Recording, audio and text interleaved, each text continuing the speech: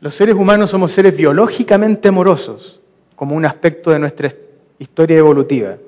Es decir, estamos invitando a mirar que esto tiene que ver con la historia evolutiva que hemos vivido y con nuestra naturaleza. No es un comentario filosófico que pueden hacerse, o espiritual que pueden hacerse, sino de que es mirando la historia evolutiva de los seres humanos que esto aparece. Por allá hace 6 millones de años atrás, cuando nos transformamos de estos primates que vivíamos en una dinámica más bien jerárquica, hacia el humano, en donde surge el lenguaje, la reflexión y la cultura que nos hacen propiamente humanos en el conversar. El amar ha sido la emoción central conservada en la historia evolutiva que nos dio origen desde unos 6 o 7 millones de años atrás. Y nos enfermamos cuando se nos priva del amar como emoción fundamental en la cual transcurre nuestra existencia relacional con otros y con nosotros mismos. Es decir, no estamos diciendo de que si a mí alguien me trata mal o no me quiere, me enfermo, sino de que cuando habitamos en un espacio permanentemente de desamar, nos enfermamos. Si uno tiene un jefe que está todo el tiempo obligando, lo está controlando, que no le reconoce los logros, ¿cómo se siente uno? Mal. A veces uno prefiere ganar menos dinero y tener un trabajo donde uno tenga presencia, que estar en un trabajo en el que va a ganar mucho y lo van a tratar mal. Ahora, por la cultura que vivimos, que es exitista y busca también, digamos, el lucro, a veces nos enajenamos en ese camino y no nos importa que nos traten mal, si nosotros podemos tratar mal a otros también, todo eso pasa. El amar es la emoción que abre la mirada, que expande el escuchar, que expande la conducta inteligente. Cuando decimos esto, no estamos diciendo de que expande el coeficiente intelectual. La inteligencia no tiene que ver con los saberes. Si uno mira en el vivir cotidiano a los animales o a las personas, uno ve que una persona es inteligente cuando se conduce con plasticidad conductual ante un mundo cambiante. Es decir, si el vivir va hacia acá, yo voy hacia acá con el vivir. ¿Y qué tiene que ver el amar? Si yo no acepto la legitimidad de la experiencia, de lo que me está pasando, si no la veo, no voy a poder moverme en esa plasticidad. Tengo que poder aceptar la legitimidad de lo que me pasa, verla, reflexionar, para poder salir de ahí, si es que estoy en el malestar. Abandona los prejuicios, que aleja el miedo en la convivencia, al abrir el convivir a la confianza y al mutuo respeto desde el respeto por sí mismo. Esta imagen es muy potente también. Hay personas a las que no les gusta esta foto y otras que les encanta. Es fuerte en alguna medida. Pero para nosotros es muy reveladora de lo que queremos connotar cuando hablamos de la matriz biológico-cultural de la existencia humana. Ahí hay una unidad. No somos tan infinitamente distintos. Esa mujer no es tan distinta de ese cerdo salvaje. Esta es una foto de Brasil. De modo que, ¿por qué está en el amar ella? Puede ser, es probable que ese pequeño cerdo salvaje haya perdido a su madre, en fin, no tenía quien lo alimentara. Y ella lo ve en la legitimidad de ese espacio, de ser un bebé que requiere leche. A su vez, ese cerdo salvaje encuentra que hay ahí algo parecido a mamá, a su mamá. Y se encuentran ahí, en esa unidad sistémica, biológico-cultural del vivir humano. Y por supuesto el bebé humano no está envidioso, no está, oye, mi mamá, ¿por qué está dando papas a este chancho? Además, ahora que estamos con todo este susto de la gripe porcina, ella no tiene ese asco. Bueno, aquí voy a hablar rápidamente del conversar y la cultura. Tengo que hablar del lenguaje para hacerlo, pero me extendería demasiado.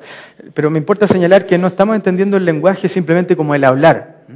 Antes de que surgiera el habla, antes que surgiera la gramática, los seres humanos hace 3 millones de años atrás nos movíamos coordinando acciones sobre acciones. Es decir, la comunicación tiene que ver con coordinar acciones. Todos los animales lo hacen. Un chimpancé en la selva, por ejemplo, ve que viene un jaguar y hace y todos sus compañeros se suben a un árbol. Esto lo ven en Animal Planet, qué sé yo, en cualquier canal aparece eso.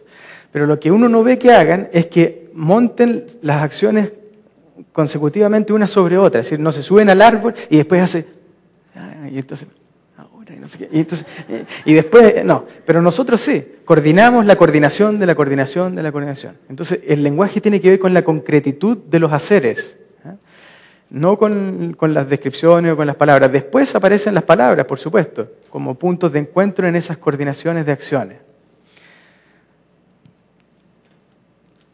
Entonces el conversar es el entrelazamiento dinámico del lenguaje y la emoción. De nuevo no hablamos de conversar como un platicar, sino como este entrelazamiento de la coordinación de acciones y de la coordinación de las emociones. Van juntos, por lo que decíamos, el emocionar es el fundamento de cualquier quehacer. Y el vivir humano se da en redes de conversaciones, es decir, el vivir humano se da en redes consensuales de coordinaciones de haceres y emociones. Lo que uno estudia cuando va a la universidad es una red de conversaciones, una red cerrada. Nosotros decimos que la cultura es una red cerrada de conversaciones, y la diferencia de lo abierto o cerrado no tiene que ver con que le entren o no personas o energías, sino en el fondo tiene que ver con que ciertas cosas son posibles en cierta cultura y otras no, y eso tiene que ver con el emocional. Por ejemplo, el ajedrez es una red cerrada de conversaciones en la cual el peón se mueve de cierta manera, el caballo se mueve de otra, y si yo empiezo a mover el peón como caballo, mi interlocutor dice, no, ¿qué pasó aquí? Esto no es ajedrez. O si yo estoy en el club, qué sé yo, del equipo de la Universidad de Chile y gana la Universidad Católica y yo hago bien, todos me quedarían mirando así, ¿y qué le pasó? Y me echan a patadas del club. Entonces la cultura, un país es una cultura, pero uno puede poner una mirada a una familia, es una cultura. Latinoamérica es una cultura, nos encontramos, tenemos cosas en común. Y son entonces redes de coordinaciones de haceres y emociones. Implica la emoción. Es decir, cuando uno, por ejemplo, un médico no aprende solo las operaciones del cortar, tiene que cortar aquí con el bisturí y hacer tal cosa, tiene que vivir un emocionar, un sentir y un ámbito de conducta. Yo, por ejemplo, veo sangre y me desmayo. Yo no podría ser médico, voy a abrir al paciente y ahí no me da. Entonces uno aprende, digamos, un sentir y un hacer. Como en una orquesta.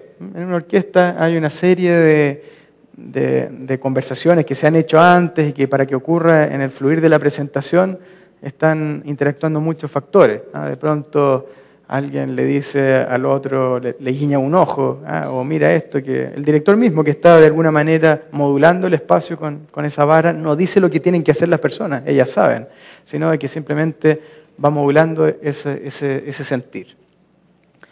Y el habitar.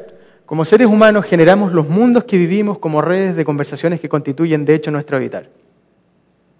En esta imagen uno nota una casa deshabitada o semi-habitada y uno lo ve. Uno va por la calle y de pronto ve una casa con el pasto hasta arriba, las persianas rotas. El habitar es una dinámica que tiene presencia. La naturaleza de un habitar está dada por la emoción que funda la red de conversaciones que lo constituyen, y distintas emociones, distintos modos relacionales de habitar. Aquí, por ejemplo, una imagen de nuevo de Colombia. Esto debe ser algún carnaval, en algún lugar, no sé dónde, y es una manera de habitar la ciudad. En Chile no tenemos carnavales, por ejemplo. Se habita de otra manera. A mí me encantaría que tuviéramos, pero no tenemos.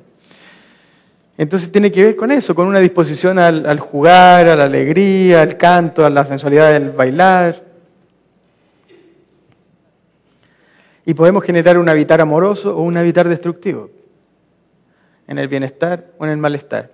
En esta imagen hay una dinámica de transformación en la convivencia. Nosotros decimos que la educación no es un proceso de transmisión de información, es un proceso de transformación en la convivencia.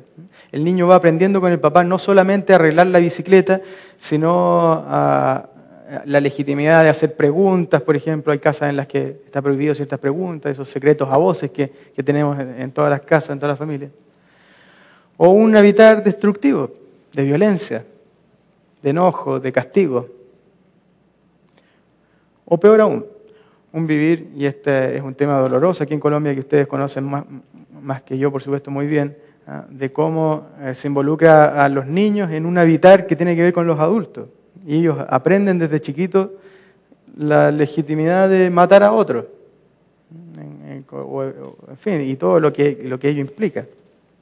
Entonces depende de cómo vivamos nosotros los adultos, cómo van a ser esos niños en el futuro. Por eso es que es tan importante tener oportunidades como esta, en que somos nosotros los que nos encontramos reflexionando, mirando nuestro vivir, y después compartimos y nos transformamos con nuestros niños.